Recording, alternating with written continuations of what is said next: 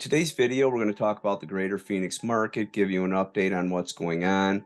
We get a lot of questions, especially when the interest rates go up. Another thing we wanted to ask is comment down below if there's any specific type of video you'd like us to make. As summer comes on, it's going to be a lot hotter, so we like to get out in the morning and make our videos. So if there's anything you want, comment down below, let us know, and we'll do our best to get some of those videos out to you. Another thing we're working on right now is we're writing a couple books for buyers, sellers, and investors. Hopefully we'll have those on Amazon in the next 60 days or so.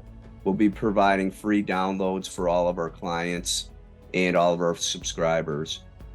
So let's get into the information and talk about the Phoenix market. And the first thing we're going to start out with is the interest rates and how that's affecting the market. Let's dig into it. So right now, interest rates are fluctuating right around 7%. That's a big issue for a lot of buyers, but we are seeing about 50% of the transactions where a loan is involved. Most of the buy downs are a 2-year buy down, where they're buying down the rate the most the first year, a little less the second year, and most of the buyers are hoping to refinance if we get our rates back down under 6%. You know, if we go through a recession, there's a good chance that that's going to happen. It just all depends on the economy right now. So right now, as far as the Phoenix market, we're looking at what Redfin's data has to say. Their median sales price is $425,000, which is down 7.6%. There was 1,500 homes sold, which is down 32%, and the median days on market right now is 46. Now we compare that to the Scottsdale housing market, where the median sales price is $780,000, but it's down about the same amount year over year. Number of homes sold, 484, and of course that's because Scottsdale is substantially smaller than Phoenix, and median days on market is right around 53. Now, when we go into the Cromford Market Report, this is the report that we use to tell us why the prices are where they're at and what the supply and demand is. And supply and demand is the market, right? So when the gauge is at 100, that's 0 on the market, meaning supply and demand are in perfect balance. Well, right now, the demand is below 100, meaning it's down. Demand is down from a normal market. It's at 68%. But the problem is supply in Phoenix especially is only 31%. That is such a low supply that with the demand that we have, it's still creating a stable market, and prices actually are continuing to hold or go up. So we're going to go into a little deeper in this right here in the next chart. Let's actually throw in Scottsdale right here since we talked about it on the other video. Now you can see that Scottsdale's demand index is at 81, which is stronger than Phoenix, but it's still less than 100. And the supply index is slightly higher. This is a strong seller's market, anything over 100, right? Now let's go back and look at Phoenix. It's at a 216 versus Scottsdale that's at a 168. So the Phoenix market is stronger. Now we could go into some other suburbs and see where things might be a little bit different. Let's take a look at Sun City right here. So Sun City, demand is still fairly high, right, at 86, but still below normal. But supply is relatively higher, especially compared to Phoenix. It's double. So actually, Sun City is more of a balanced market. It's moving towards here 100, which would be a 0, and that's a normal market where buyers and sellers come together equally. So if we go down into Queen Creek, you can see this is almost a perfect demand right here, almost at 100. That's a normal market. If we go over to supply is slightly below 100, meaning that it's basically a neutral market, but slightly leaning towards the seller side.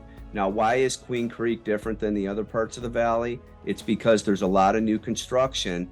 So anybody that wants to resell their home is going to be competing against brand new homes. And that's always the problems in the far out suburbs. When there's a lot of new construction, it's always going to bring the resale prices down and have a lot more competition for those. So now let's go into a chart that goes back to 2001. And you can see the cycle for the past 20 years. And again, 100 on this chart is normal, and this is the supply and demand index.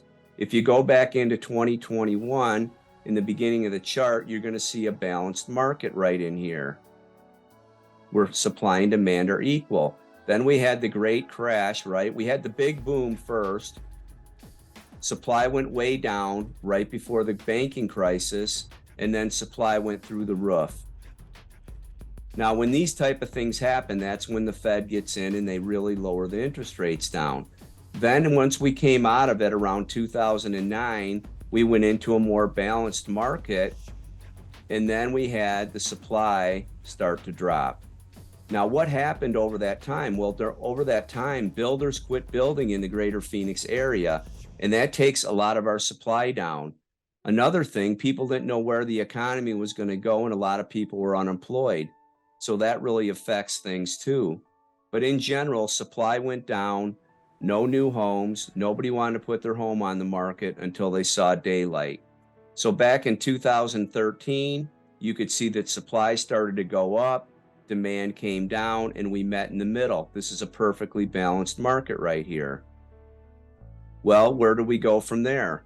Well, as we went on, our demand started to increase, even though we had in 2018 to 19, we had a little dip down, but demand steadily increased above normal. At the same time, look at the steady decline on supply.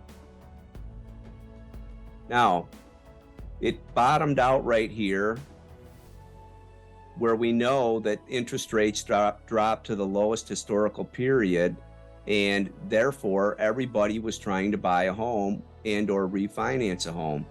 So we got a big gap between supply and demand. Well, we got back to a point here in October of 22 where we came together, which again is still below a normal market right here at 100, but it came together, supply and demand met. And now that interest rates are starting to go back up, we're starting to see supply go down.